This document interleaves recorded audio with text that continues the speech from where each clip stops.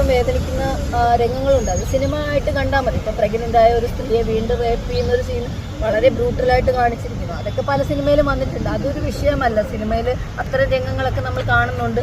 അത് സിനിമ അതിൻ്റെ വഴിക്ക് പോകും. പക്ഷെ അത് ജനങ്ങളിൽ ഉണ്ടാക്കുന്ന ഈ മൊത്തത്തിലുള്ള ഒരു ഹിസ്റ്ററി സാധനം വെച്ച ആളുകൾ അളക്കുമ്പോൾ ജനങ്ങളുടെ മനസ്സിൽ കിട്ടുന്ന അല്ലെങ്കിൽ കുട്ടികളുടെ മനസ്സിൽ കിട്ടുന്ന ഒരു വിഷയം എന്ന് പറയുന്നത് അന്ന് ഇങ്ങനെയൊക്കെ സംഭവിച്ചത് കൊണ്ട് ഹിന്ദുക്കളായ ആളുകൾ ഇത്രയും ചെയ്തിട്ടുണ്ടാകുമോ എന്നൊരു ചിന്ത വരും. ഒരു ഹിന്ദുവാണ് ഒരു പ്രഗ്നൻ്റ് ആയ സ്ത്രീയെ ഇത്രമാത്രം വീണ്ടും വീണ്ടും അവളെ റേപ്പ് ചെയ്യുന്നത്. ആ ഒരു സാധനം കിടക്കും. അതുപോലെ കുഞ്ഞുങ്ങളെ അമ്മമാരെ ഇത്രയും നിഷ്ഠൂരമായിട്ട് കൊല്ലുന്നത്. അപ്പം അത് ജാതി തിരിച്ചവിടെ പറഞ്ഞിരിക്കും. കാരണം എല്ലാ ക്രിമിനൽ വില്ലൻ്റെ പേരും അതിനകത്ത് ഹിന്ദുക്കളാണ് ഈ സിനിമയിൽ.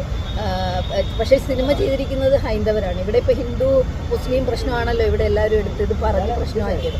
ഞാൻ അതിൽ വിശ്വസിക്കുന്നില്ല. പക്ഷേ മതത്തെ വെച്ച് സിനിമയെ വളർത്താൻ നോക്കിയാൽ, വർഗീയതയെ വെച്ച് സിനിമയെ വളർത്താൻ നോക്കിയാൽ അത് ചിലപ്പോൾ